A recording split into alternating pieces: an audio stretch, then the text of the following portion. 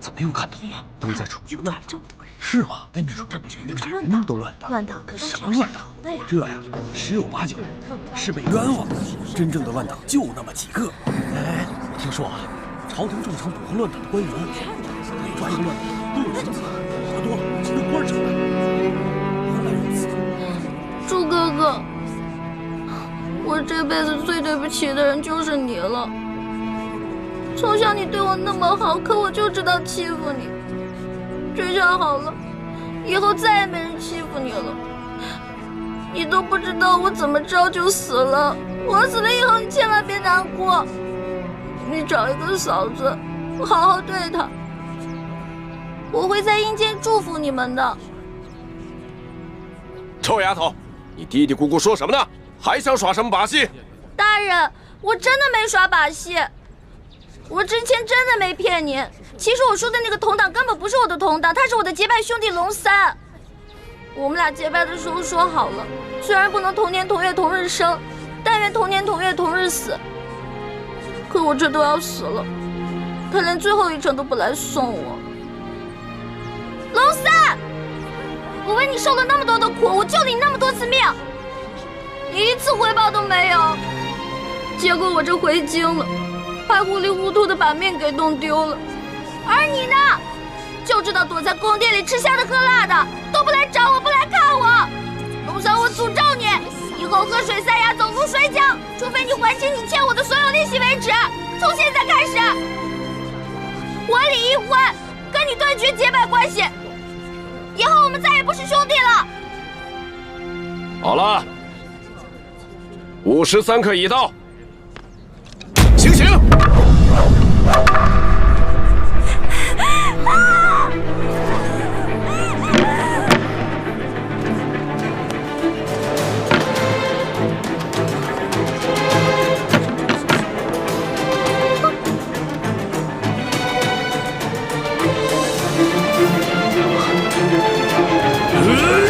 刀下留人！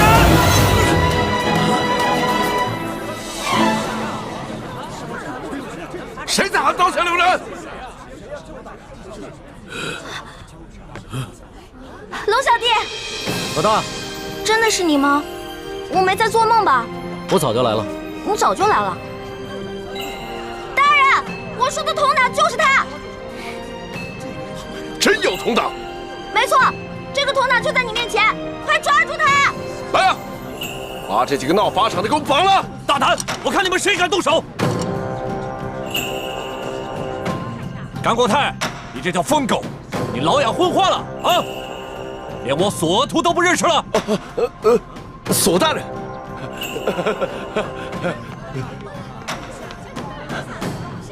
索大人，您怎么来了？我怎么来了？睁开你的狗眼，好好看看，还有谁来了？大人，您这招引蛇出洞，没把蛇引出来，没想到倒引来个真龙天子。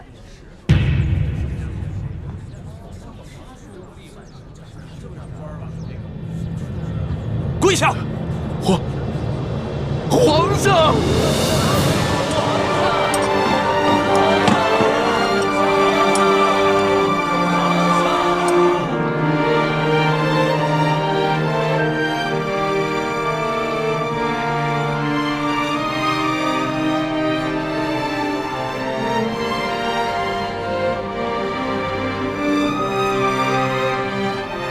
各位臣民，各位百姓，朕接到密奏说，顺天府尹甘国泰贪赃枉法，为求加官进爵，竟大肆抓捕良民，冒充反党，滥杀无辜。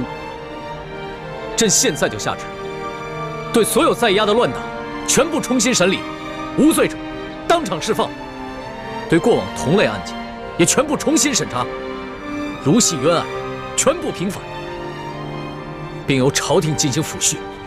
皇上圣明！皇上圣明！皇上圣明！皇上圣明！今天虽然救下欢梅，还有其他几个联盟的兄弟，却又让康熙收获了民心。顺天府尹甘国泰贪赃枉法，草菅人命，证据俱在。来人啊，摘去他的顶戴花翎，移交刑部审理。这皇上饶命啊！微臣知道错了，皇上饶命啊！走，微臣知道错了，皇上饶命啊！传妹，哥，让朕来。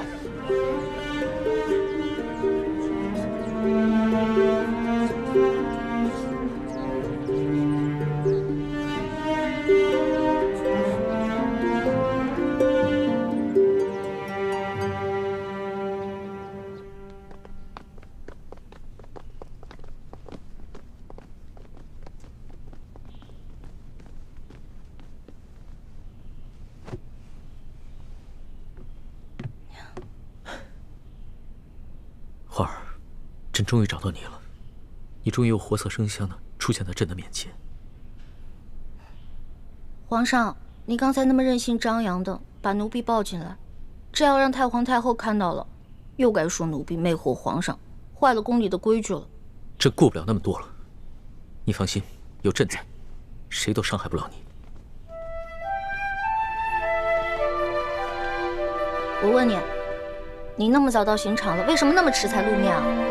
朕既然去了刑场，那当然不能只救你一个人了。朕还要体察一下民情，去看看这个顺天府尹甘国泰到底做了一些什么。但是朕在暗中布置了众多的大内高手，会保护好你和死囚的性命。对了，你居然在刑场上公然诅咒朕，还说要跟朕断绝结拜关系。那还不是你啊！谁让你不敢来救我的？我连着放了3晚的孔明灯，你都没看见吗？朕也连着放了3晚的孔明灯啊，差点就这么错过了。其实我嘴上骂你，说要跟你断绝关系，那也是为了你好啊。因为我怕我真死了，你就会应了那句同生共死的誓言了。朕知道，你一向是刀子嘴豆腐心的。就是这个甘国泰太可恶了，你好不容易从刘德昭的手上逃脱，又被这些贪官污吏给抓起来。你放心，朕一定会一个一个的办了他，替你出了这口气。你不光要替我一个人出气，我只希望你可以记得在微服私访的时候你对我的承诺，整顿吏治，让全天下的老百姓过上好日子。你放心吧，朕不会忘记的。但是朕现在不想谈国事，你等着。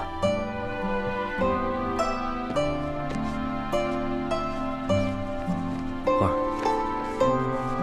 你看看，这是我。朕的画工怎么样？也就比我高那么一点点吧。朕还以为从此以后只能在画上见到你了。我也以为我永远都见不到你了，龙小弟。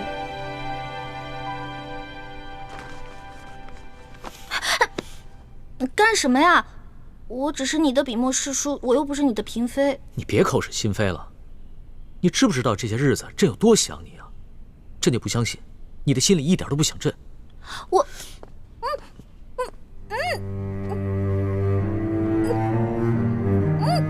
放开我！怎么了？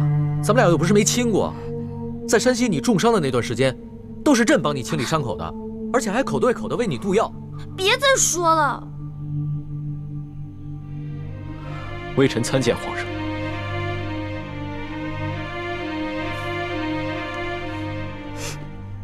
进来吧。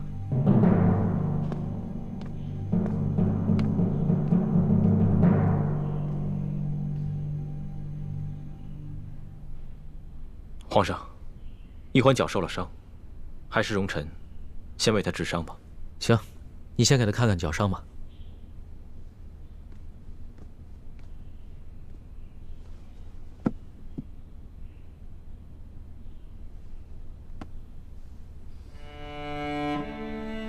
怎么样？这伤要紧吗？伤得很严重，必须剜掉坏死的腐肉，才能治伤。啊，那不疼死了！早知道受这份罪，我还不如让那顺天府尹把我宰了算了。你胡说什么呢？你当时在山西救朕的时候，那股不惧生死，不畏一切的英雄气概去哪儿了？我根本不想当什么英雄，我只是不忍心看你死而已。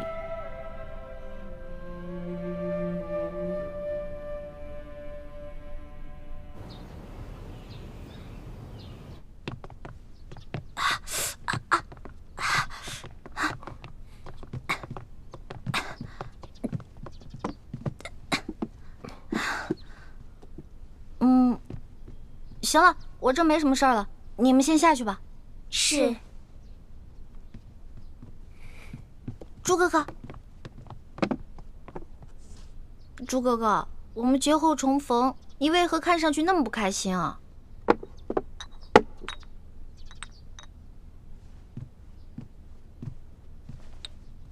小瓶内服，大瓶外敷。我是欠了你钱了，还是偷了你的米了？这脸臭的跟死鱼烂虾似的。世叔姑娘好生歇着吧，下官告退了。哎呀，怎么了？脚疼。活该，谁让你逞能？真的特别疼。你是脚疼，我是心疼。真正心疼你那个人，是我。朱哥哥，你看，你没事说这些话干嘛呀？哎，说好了，刚才我一个劲儿的跟你说话，是你不理我的。你知不知道这段时间我有多着急，像疯了一样到处找你？可你呢，居然愿意为了康熙这个狗皇帝，舍弃自己的性命。你知道我心里多难过吗？因为他是我的龙小弟，我们是结拜兄弟，他有难我肯定要去帮的。如果他换作是你，我也一定会不惜性命去救你的。原来，在你心里，他已经跟我一样重要了。你自然是要比他重要一些的。如果有一天我们兵戎相见，你会帮谁？我自然还是会帮你的，朱哥哥。也不知道你现在说的话还有多少是真的。但就算你说的是假的，只要你还愿意撒谎哄我开心，我也把它当成是真的。欢梅，你记住了，不许再为康熙以身涉险了。因为他如果没有你，他还可以继续做他的大清皇帝，还有他的3宫6院72妃。而如果我没有你，我真的是生不如死了。朱哥哥，你没有了我，你还有光复大明的大业啊！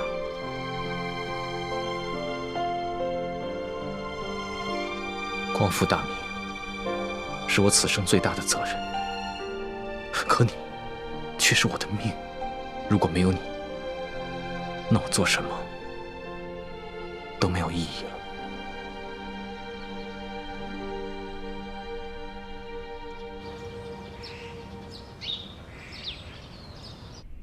皇上竟然为李义欢去大闹法场，这成何体统？太皇太后，其实这也怨不得皇上。那顺天府尹啊，错抓了一批无辜百姓，冒充是对抗朝廷的乱党去邀功。皇上在法场亲自处置了这个顺天府尹，主要是为了安抚民心，倒也不全是为了世淑姑娘。这小丫头失踪了好几日，皇上呢，竟然呢魂不守舍的。太皇太后，这皇上在微服私访的时候，世淑姑娘多少次出生入死的去救护皇上。皇上正值青春年少，难免会动了真情嘛。啊，是啊，他那是为皇上立过功，可是不管怎样，他把皇上迷成这样，也都是他的罪过呀。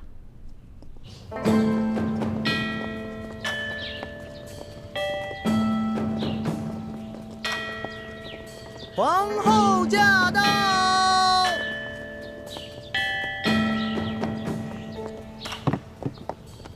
臣妾恭迎皇后娘娘。皇后娘娘吉祥。丽妃，快平身吧。谢皇后娘娘。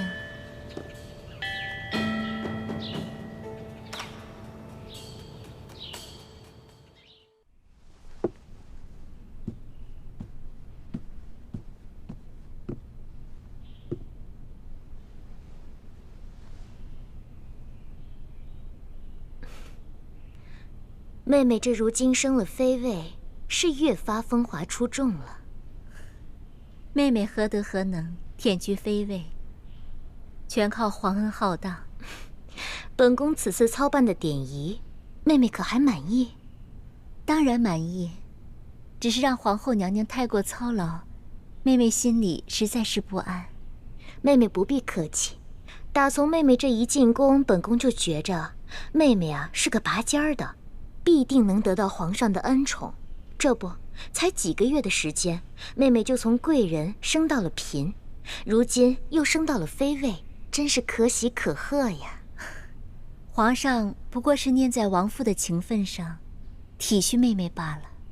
如今，妹妹已是无父无母的孤女了，以后还要仰仗皇后娘娘多多照应。本宫此次来呀，就是想跟妹妹说一些提起的私房话。你们都退下吧。是。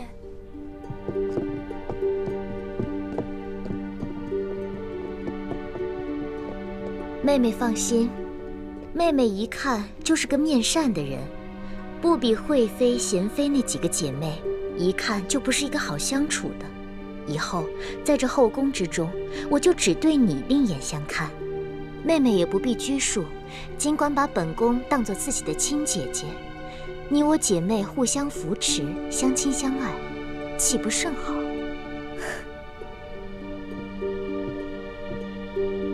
能得皇后娘娘垂怜，是妹妹的福分。多谢皇后娘娘。妹妹，快起来吧。啊，姐姐。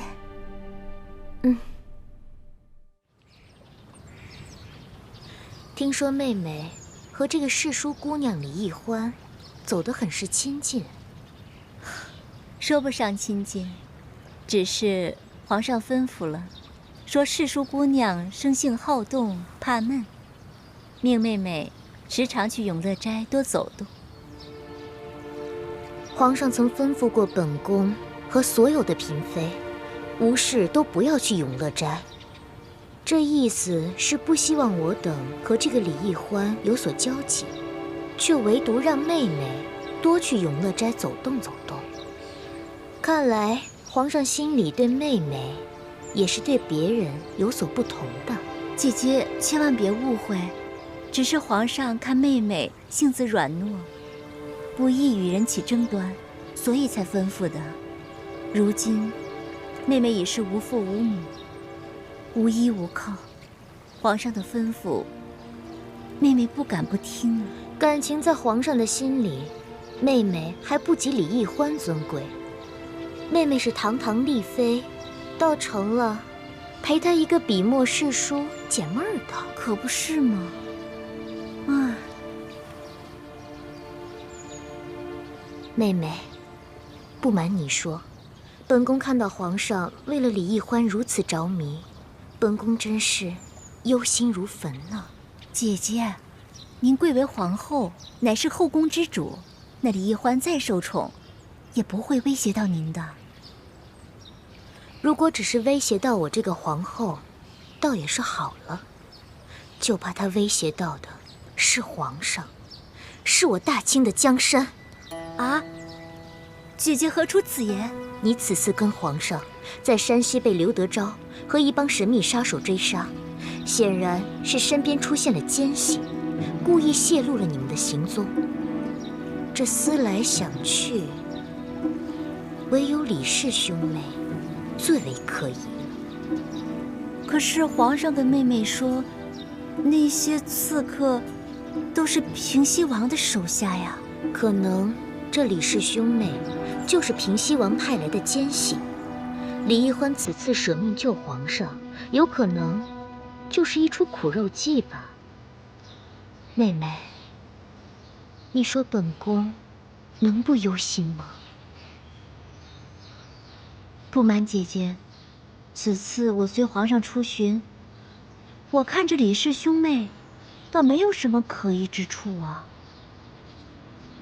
这知人知面不知心呢。侍卫根本来不及护驾，不如让我留在这儿，还能帮您抵挡一阵呢。您觉得呢？好了，你既然不想出去，那就留下吧。是。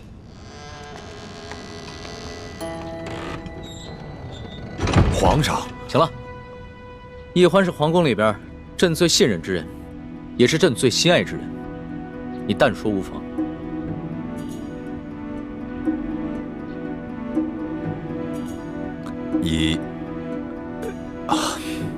1个月前，罪臣得到一件密报，说是当年这崇祯帝吊死在万寿山之前，留下了一个铜匣，这铜匣里装了一份藏宝图，据说这批宝物富可敌国，得知者便有能力组建一支强大的武装，以对抗我大清王朝。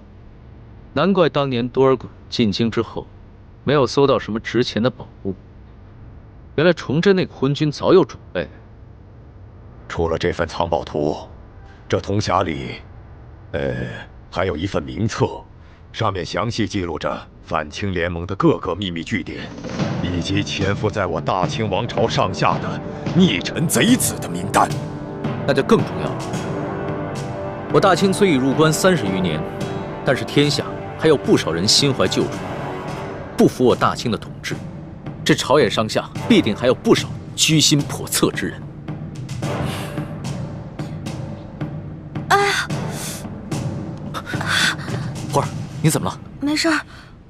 皇上，奴婢的头疼病又犯了，能不能让奴婢回奴婢的永乐斋休息一会儿啊？肯定是你刚服下了解药，这毒性还未清除。这样吧，你到朕的玉榻上休息一会儿。啊，不用了。这皇上的玉榻，奴婢怎么敢去躺呢？你什么时候跟朕这么客气了？啊？你必须得在朕面前变得好好的，要不然呢，朕不放心。来，走吧。皇上，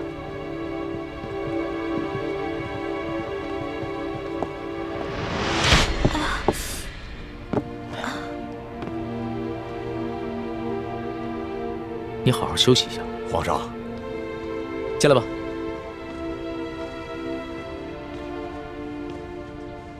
那个铜匣现在在何处？回皇上，当年多尔衮得到了这个铜匣，却未解其意，所以把这铜匣连同其他物品一起收入到了国库。3个月以前，罪臣得知了这铜匣的秘密，并到内务府找回了这个铜匣，拿到了府上。这么重要的东西，你居然不禀报朕，私自拿回了府上？罪臣该死。不过，皇上已经派人查抄了罪臣的府邸，想必那铜匣现在已经送回到大内的宝库了。来人，奴才在。传索额图，并让他把查查敖府的所有账目一起带上来。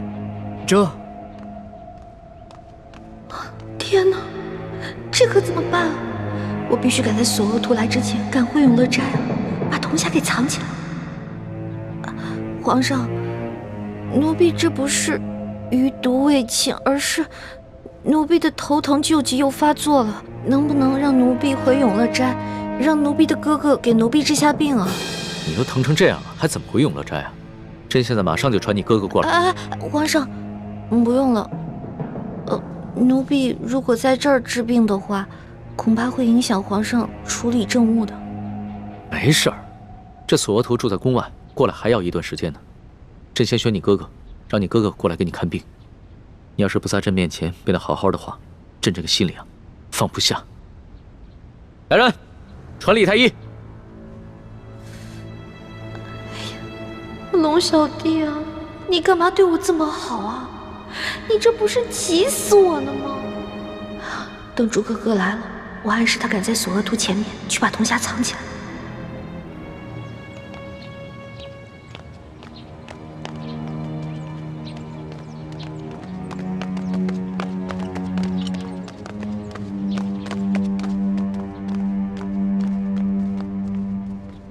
禀皇上，李太医采买药材去了，只有蔡太医当值。朱哥哥一定是去慈航药铺跟爹接头了。哎呀，朱哥哥，你这次出宫的可不是时候啊！世淑姑娘突然头晕，你过来给她瞧瞧。是。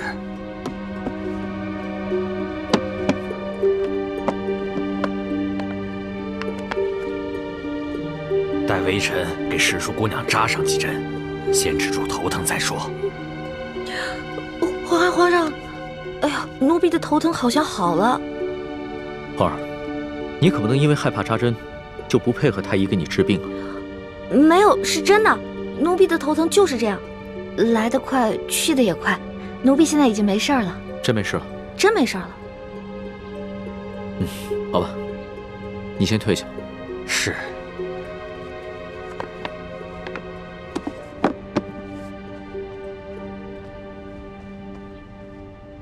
现在怎么办呀？嘿，完了吧，这下死定了。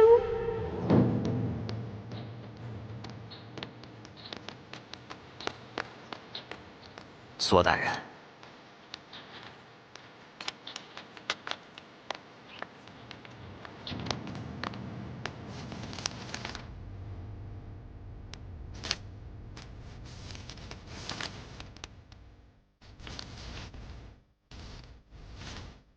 索土，从鳌拜府里查抄的宝物都在这个账簿上吗？回皇上的话，全部都在这单子上。那你有没有看到过一个很特殊的铜匣子？什么铜匣子？奴才没有见过。大胆索土！朕让你查抄鳌府，你就借机中饱私囊。若是平常的宝物也就罢了，朕就不跟你计较了。但是这个铜匣关乎到我大清的国运，到现在你还不肯交出来，你有多少脑袋让朕砍呢？皇上，奴才对您不敢有所隐瞒呐。奴才这次查抄鳌拜府，确实是小捞了一笔，可都是些普通不过的金银珠宝啊。奴才实在是没见过什么铜匣子。哦，对了，皇上，那天查抄鳌拜府，世淑姑娘她也去了。皇上，奴婢全招了。奴婢是顺了好多金银财宝，可是那是索大人说的呀。索大人说那是皇上您默认了的。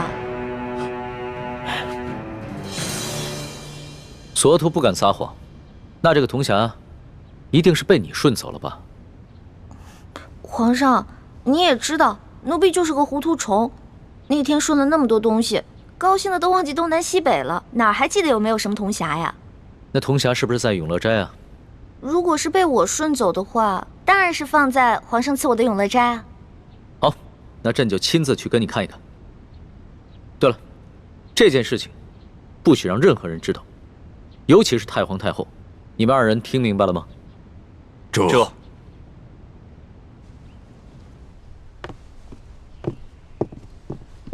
你们都下去吧。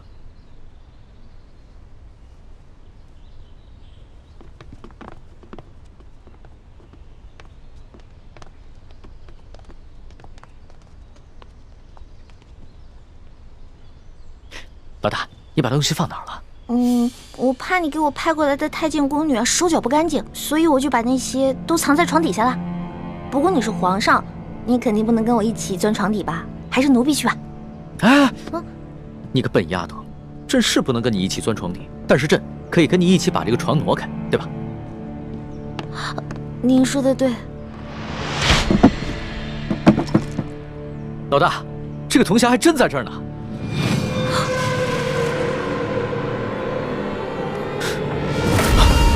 老大，老大，宣太医，宣太医！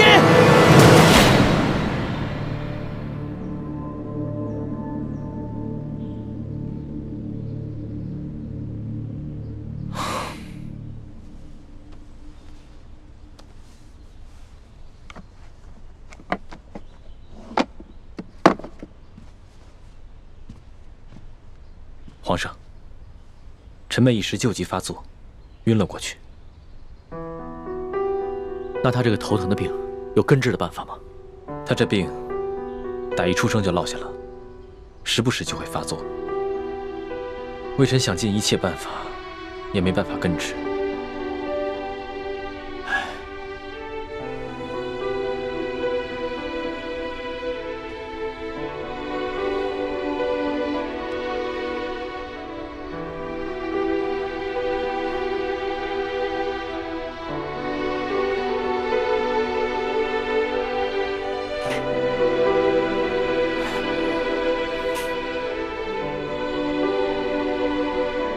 皇上，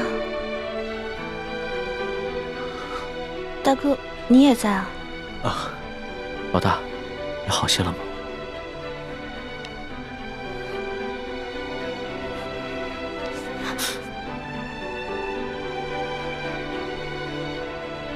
李太医，这儿没你的事儿，你先退下吧。微臣告退。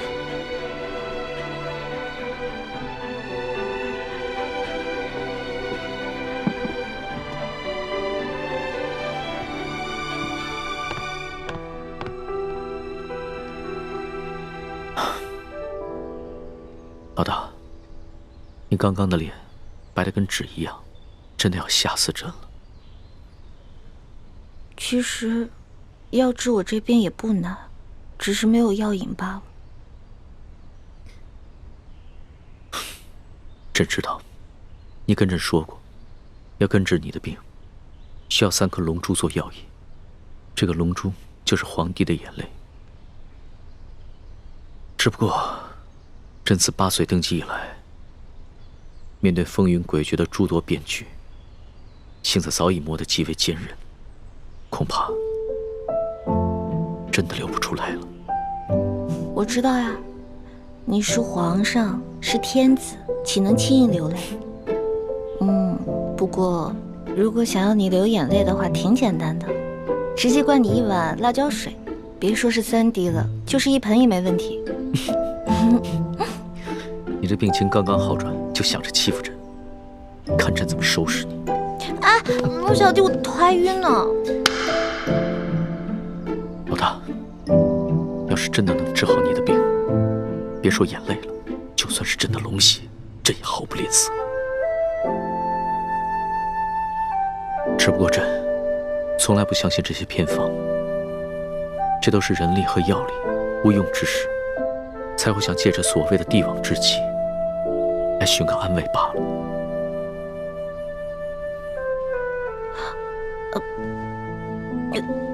来，皇上，那个铜匣子找到了吗？当然找到了，肯定是你这个小迷糊，觉得这个铜匣精致漂亮，就把它顺回来了，是吧？我从来都没有见过这么大一笔财富，所以顺了一些回来。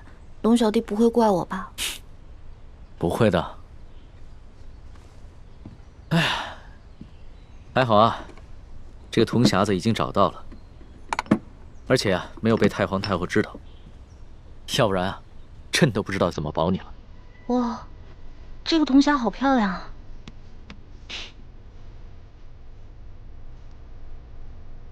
不对，这个铜匣子虽然是跟鳌拜府的一模一样，但是我做了个记号，这不是我从鳌拜府中拿过来的那个，是谁敢在我之前把铜匣子换了？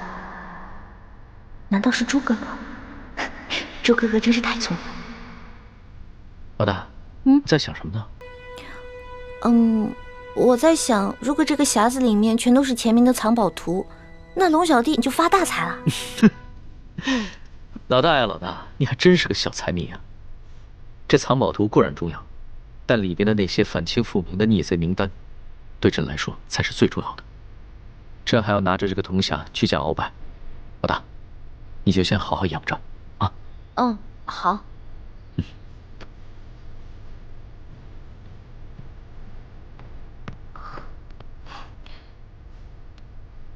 神仙保佑，神仙保佑！千万别让鳌拜看出来那个匣子被人调包了，不然我就完蛋了！神仙保佑，神仙保佑！罪臣鳌拜，拜见皇上。凭什么？谢皇上。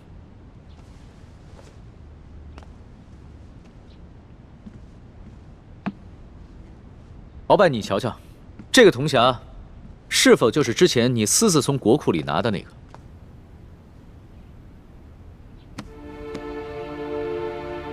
回皇上，没错，就是他。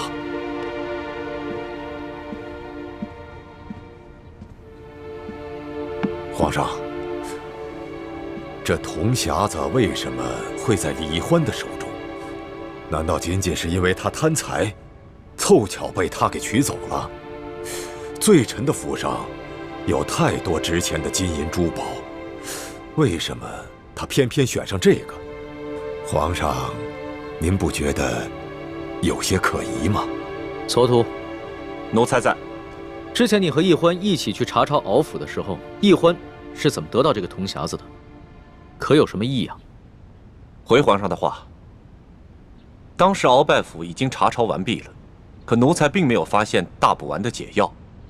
奴才正在着急的时候，手下来报说，发现了一间密室。瞧见没有？这个地方机关重重吧？里面不知道藏了多少宝贝。都过了1个时辰了，师叔姑娘，你到底行不行啊？哎呀，别催我了。就是说，恐怕我们的手是真的保不住了。是啊，能不能不要这么绝望啊？我有种预感，我很快就能打开，很快。真的假的？行不行啊？都过了1个时辰了，还没打开吗？我打开了，我打开了。这个密室的门连工匠都打不开，奕欢居然能打得开。皇上，这李奕欢来历不明，行迹可疑。皇上，世叔姑娘说了，她当时在鳌拜府期间，曾经看到过鳌拜打开那间密室，所以她记住了手法，才能打开那间密室。而且世叔姑娘也是前后鼓捣了差不多有1个时辰，才打开了那间密室。奕欢之前跑江湖的时候是个小贼，会一些旁门左道的技艺，也不奇怪吧？是啊。跟着，我们就进了这间密室。哎，世叔姑娘，没想到啊，这鳌拜老贼的密室里，珠宝多的比皇宫里还多。可不嘛。大人，要不然这样，咱俩呢先挑点，剩下的入账，您觉得呢？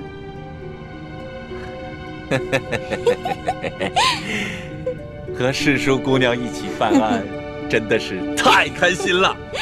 这样，您那边，我这边，怎么样？行动。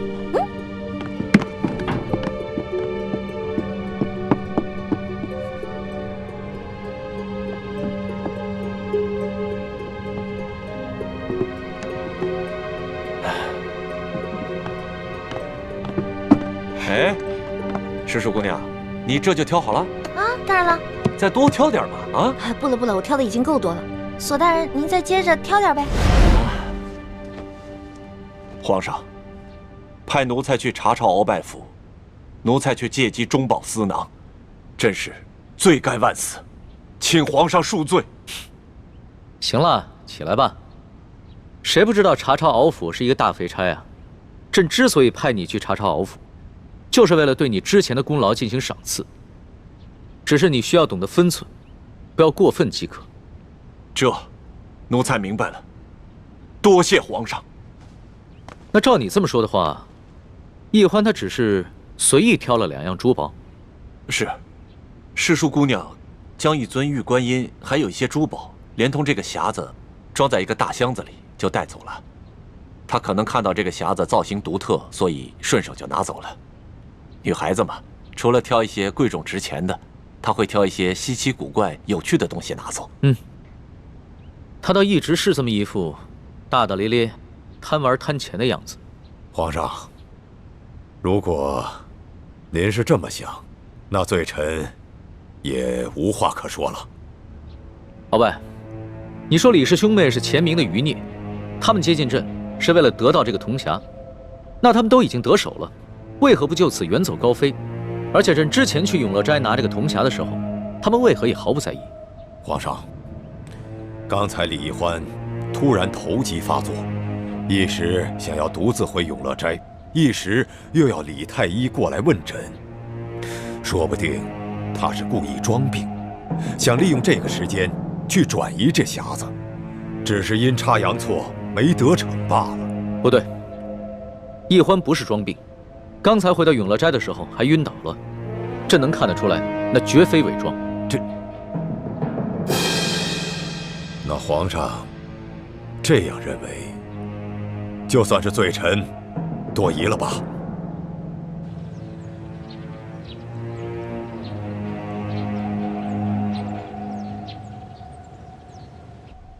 什么？铜匣不是被你调包的？我哪有时间调包啊？而且我根本就不知道鳌拜已经知道铜匣的存在，并且还告诉了康熙。那铜匣会被谁调包呢？难道是康熙啊？不可能是他，他也是突然听鳌拜提起铜匣，连铜匣的样子都没见过，怎么可能来得及伪造一个赝品呢？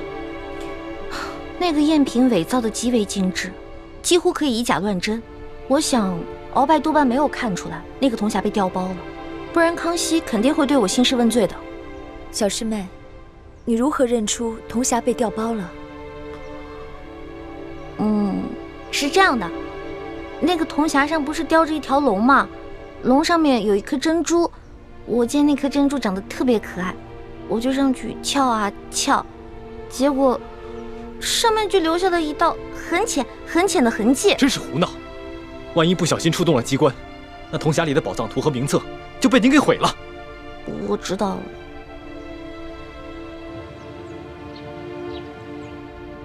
皇上，据探子汇报，这铜匣子是崇祯皇帝请了能工巧匠精心打造的，须得用3把金钥匙同时插入这3个锁孔，方能打开。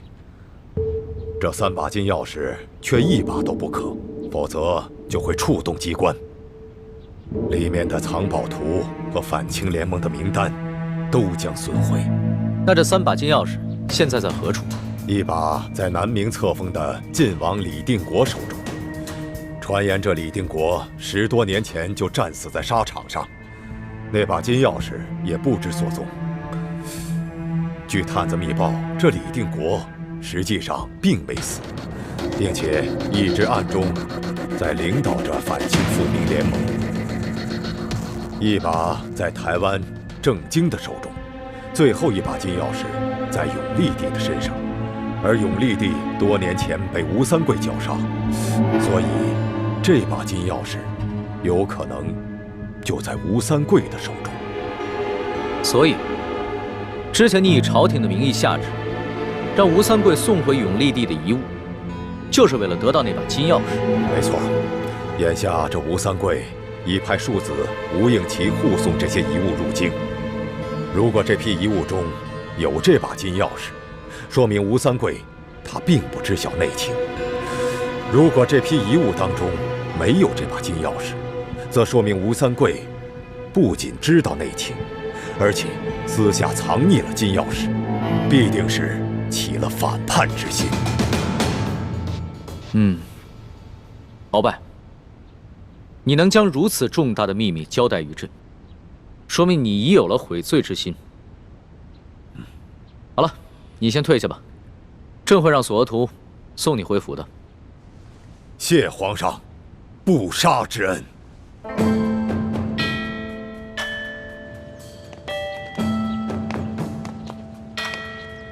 索额图，老夫有一事相求。中堂大人言重了，您可是3朝元老，国之重臣，索额图哪里担当起一个求字啊？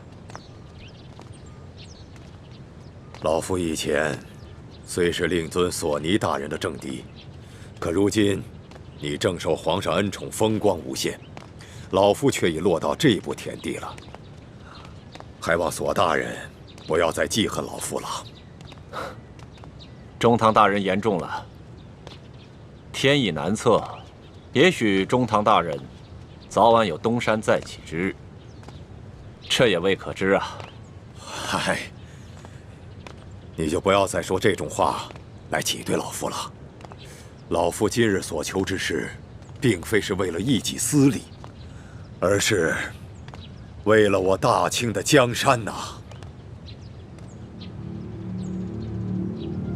哦，为了大清的江山社稷，这么重要的事情，敖大人为什么不刚才当着皇上的面把话说清楚呢？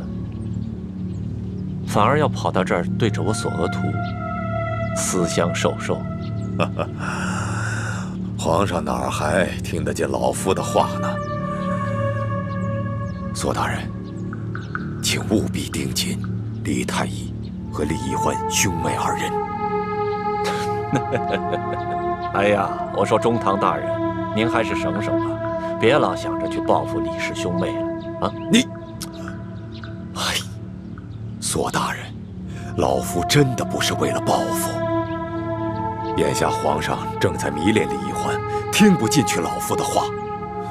老夫越想越觉得李氏兄妹二人来历不明，身份可疑。待老夫回到府上，定会发动自己手下的情报网去暗中调查他们兄妹二人，但这需要一段时间。在未调查清楚之前，还望索大人能够多加提防他们兄妹二人才是。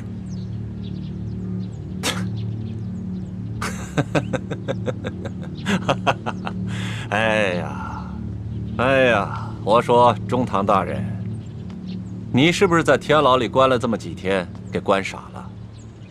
你难道不知道吗？他们李氏兄妹现在是皇上眼中的大红人，你竟然挑唆我索额图，去帮着你对付李氏兄妹，我会傻到帮你去逆龙鳞吗？我就知道你不可能帮着我鳌拜，你索额图只会借机把老夫往死里踩。但是为了大清的安危，老夫今日就放下私怨来求你这个政敌。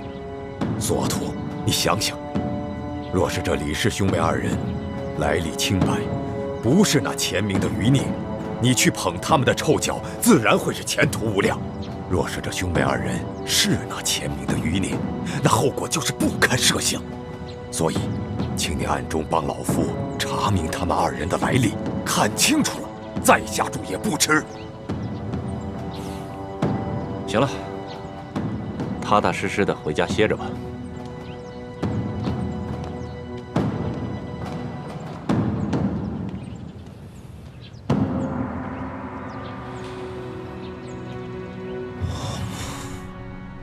既然鳌拜已经知道了铜匣的秘密，肯定也知道了金钥匙的秘密。现在连康熙都知道了，这情形对我们非常不利。偏偏铜匣要被人给调包了。得亏让别人给调包了，要不然落在龙小弟手里那还了得啊！这调包铜匣的人呢，肯定不是清廷的人，落在他们手里总比落在清廷手里要强吧？可是谁能从永乐斋调包铜匣呢？而且这个人还知道铜匣的秘密，还能自由出入大内深宫。知道铜匣秘密的人，除了咱们，还有鳌拜这一派势力。该不会是李公公？有可能。这李公公表面上是太皇太后的人，其实啊，早就被鳌拜给收买了。如果铜匣是被李公公调的包，那现在应该落在鳌拜的手里。鳌拜和康熙一样，都只是假意讲和，他不会把真的铜匣交给康熙的。可现在，鳌拜刚刚出狱回府，李公公应该还没有跟他去接头。而且康熙加强了宫禁守卫，无论是谁，只要出入宫者必须搜身。我估计李公公还没有把铜匣带出宫去。之前义父一直让我用大补丸的解药控制李公公，我还一直心存怀疑。现在看来，也只能控制住李公公，再盯住鳌拜，这样才能找出铜匣，查出内奸。咱们师徒4人顺利进入皇宫，接近了康熙，得到了他的信任。这一切都太顺利了，以至于咱们盲目乐观，让到手的铜匣又失去了。看来这深宫中暗藏着很多咱们意识不到的危险，往后咱们行事一定要更加谨慎，尤其是小师妹。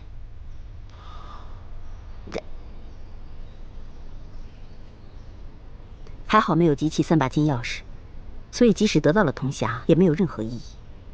不知道倩影和默笙他们有没有从吴应奇手中拿到1号金钥匙？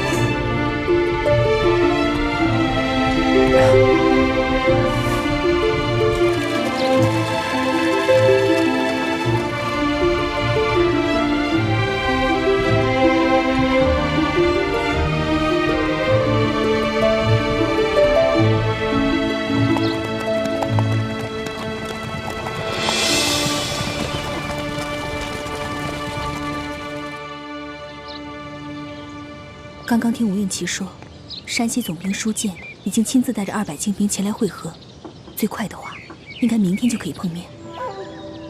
如果让舒建接管车队，那么就很难有机会下手了。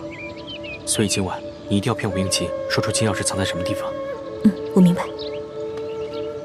二公子，有些茶点吧。叶兄，倩影，过来喝点茶，吃点点心吧。这就来。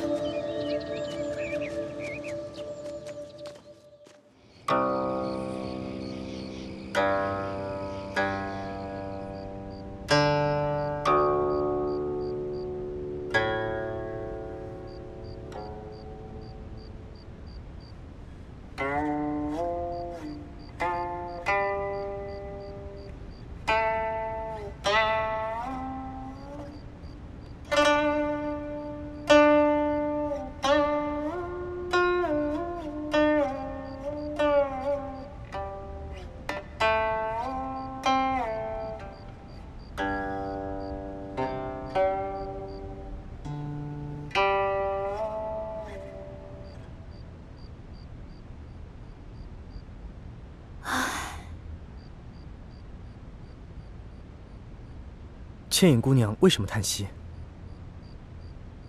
公子的琴声，表面听起来很是欢快，可细细一听，里面又藏了很深的心事，让我心有共鸣，所以不免叹息一声。这是我以前最喜欢弹的一首曲子，可从来没有人能听出我有心事。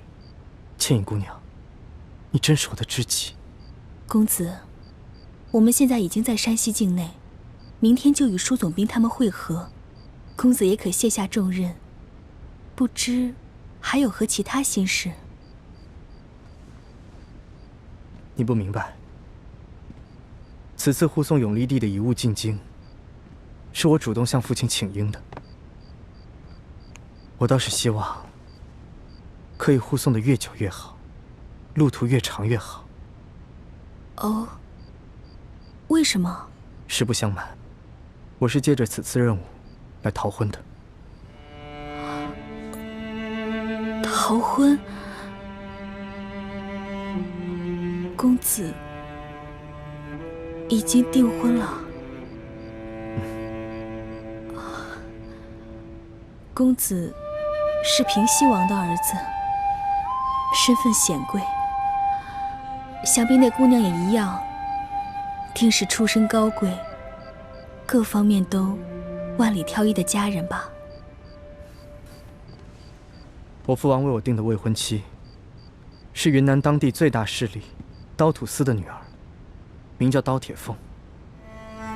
她的人如同她的名字一样蛮横泼辣。那公子，你父王为何给你许这门亲事？像我们这种出身显贵的子弟，姻缘之事早已是父辈们用来权势结盟的筹码。朝廷对我父王很不信任，我嫡出的大哥吴应兄，他被留在京城，迎娶了建宁公主，表面上是做了出身显贵的额驸，可实际上是被朝廷留作了人质。而我也是一样，迎娶刀土司的女儿，也是为了壮大我父王的实力。作为平西王之子，这也是无可奈何之事。其实身份、地位、财富，对我来讲，我根本就不在乎。如果可以选择的话，我宁可出生在一个普通家庭，平淡一生，愿得一心人，白首不相离。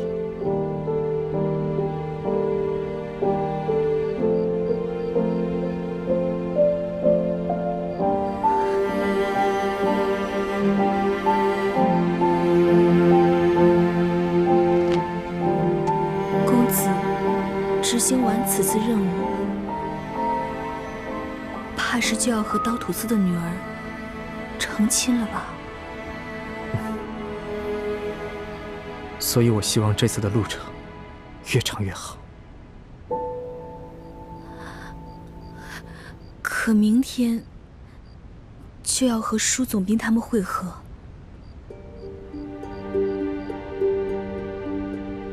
哦，对了，公子，你身后这箱子里放的就是永历帝的遗物吧？嗯，正是。明天就要和舒总兵会合了，石青红始终是不放心，非要把箱子放到我这里。不怕公子见笑，乡野小民我从未见过皇帝的用品，不知公子可否让我开开眼界？其实也没什么可看的。永历帝被缅甸王送回去以后，已经是落魄的凤凰不如鸡了。他身边的随身之物，也没有一般帝王的气象。不过你要看，我给你打开就是了。公子与我相识还不到1月，就对我如此信任吗？我相信缘分。有些人一见如故，而有些人日日相见，却相顾无言。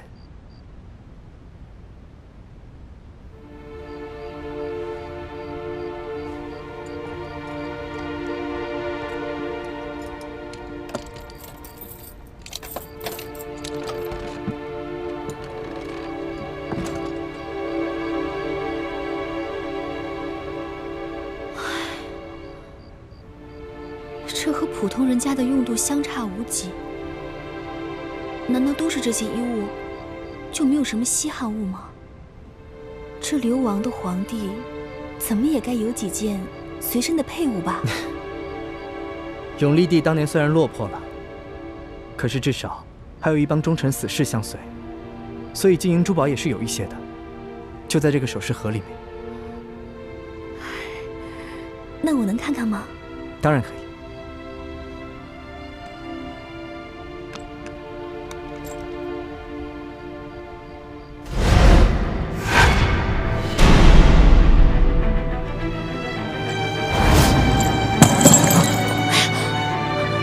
不好意思，我之前从来没有见过皇帝的东西，实在是太紧张了。没关系，拾起来就好了。哎，这可是亡国之君的东西，怕是不吉利。你身为平西王之子，还是不要碰这些不吉祥的东西。我来吧。有劳姑娘。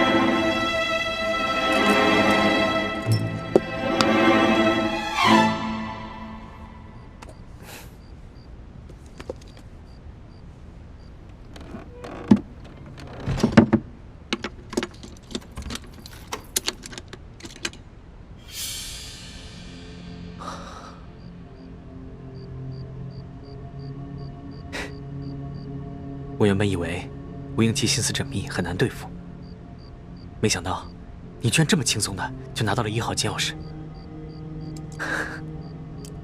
看来吴英奇对你真的是一点防备都没有。他根本就是个心思单纯的富家公子。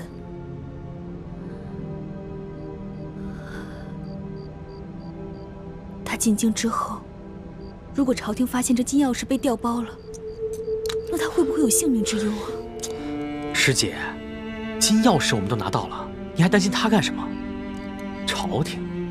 朝廷最好把他打入天牢，一怒之下再杀了他，这样就能逼得吴三桂起兵造反了，我们光复大明就指日可待了。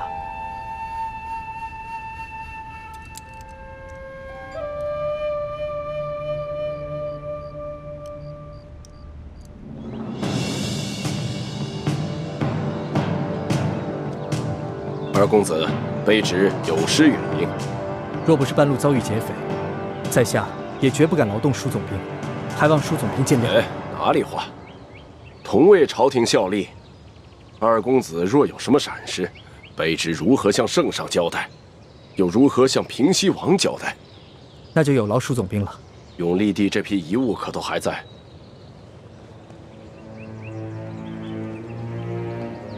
我之前特意将永历帝的遗物放在一个不起眼的箱子里，劫匪们有眼无珠，只劫走了其他箱子，却唯独把这个箱子留了下来。